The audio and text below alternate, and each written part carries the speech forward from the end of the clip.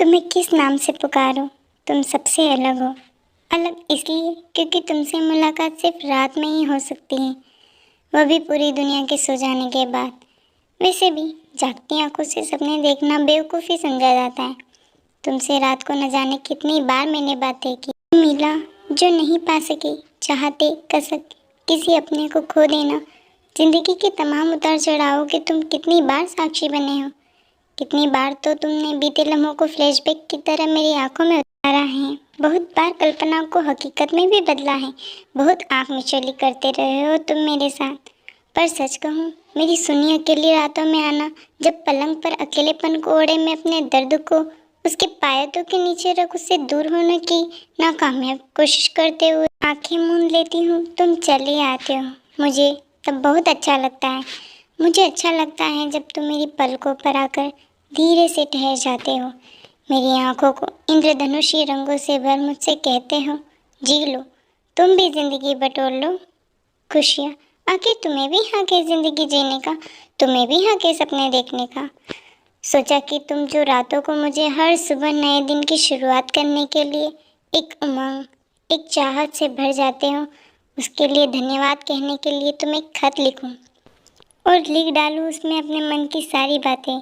तुम शायद मुझे जवाब दे सको कि आखिर मेरे हिस्से में ही क्यों अकेलापन आया, क्यों प्यार की कोई भी खिड़की मेरे लिए नहीं खुली, क्यों मेरे ही अपनों ने मुझसे चाहा कि तुम केवल त्याग करो, अधिकार, प्यार और किसी का हो जाने के ख्याल को हकीकत का जामा पहनाने की कोशिश भी मत करो।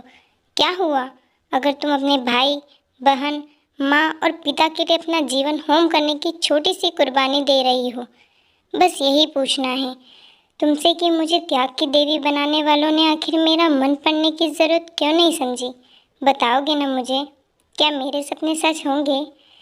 प्यार पाने का हक मुझे भी होगा। तभी तो प्यार एक खुमारी की तरह मेरे जीवन में भी आया था। उस समय तमाम जिम्मेदारी और मशीन की तरह भागती दौड़ती मेरी ज़िंदगी बसंती हो गई थी। मेरे अंदर बाहर हर जगह एक मखमली कालीन बिछ गया था। उस कालीन पर तुमने प्रेम के चटकीले रंगों वाले बूटे बुने थे और अपनी चाहत के फुन्ने भी लटका दिए थे। मैं जब भी उस कालीन पर चलती मुझे जिसे कर्तव्य निभाने के जितने भी कंटीले कांटे मेरे पाँव में चुभाए जाते हैं, उन्हें तुम बहुत आहिस्ता से एक एक करके मेरे पाँव से निकाल रहे हो। मेरे जख्मी हो चुके पाँव पर तुम्हारे स्पर्श का फाहा मुझे फिर से चलने का हौसला देने लगा। मैं तब अपने बारे में सोचने लगी थी।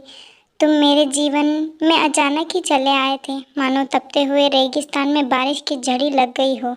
ऑफिस में आई ऑडिट टीम का तुम भी हिस्सा थे। मैंने जितनी बारीकी से हर चीज़ को टीम के सामने रखा था, उससे तुम बहुत इम्प्रेस हुए थे। यह बात अलग है कि हमारी कंपनी में कभी भी किसी तरह की गड़बड़ी होने की कोई गुंजाइश नहीं थी, क्योंकि हमारे बॉस फेयर डीलिंग पर विश्वास करते थे। क्योंकि अकाउंट्स विभाग की मैं इंचार्ज थी, इसलिए सारा लेखा जोखा मैं ही देखती थी। जाते जाते तुम बॉस से मेरी खूब प्रशंसा और मेरी कार्य कुशलता के लिए मुझसे सराहते हुए गए थे। फिर दूसरी मुलाकात हुई। इसे संयोग ही कहूँगी या ऊपर वाले का कोई इशारा, जो मुझे कह रहा था कि आने दो इस बहार को अपने जीवन में।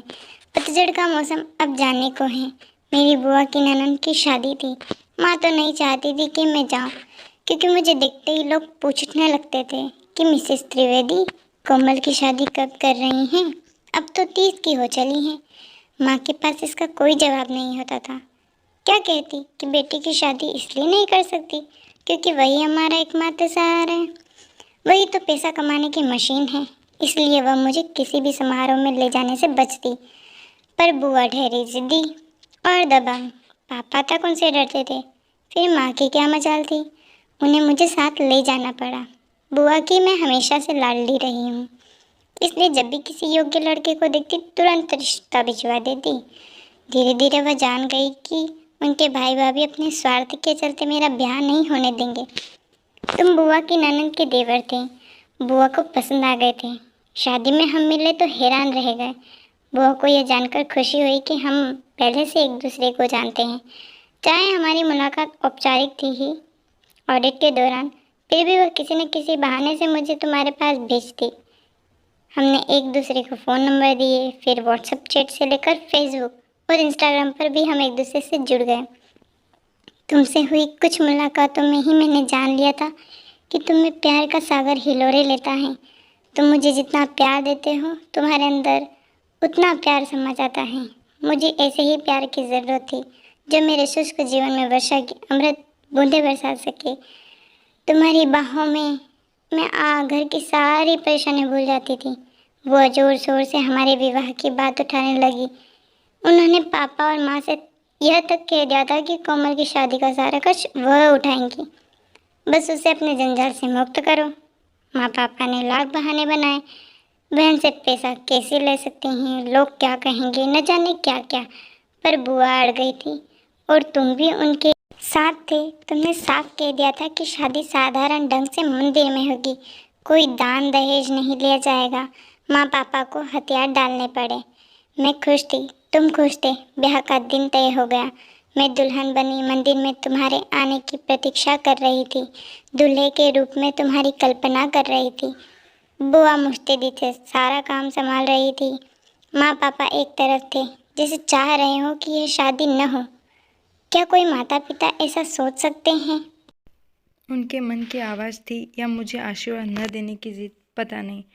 तुम नहीं आए, मेरे पाँव के कांटे मुझे चुभने लगे।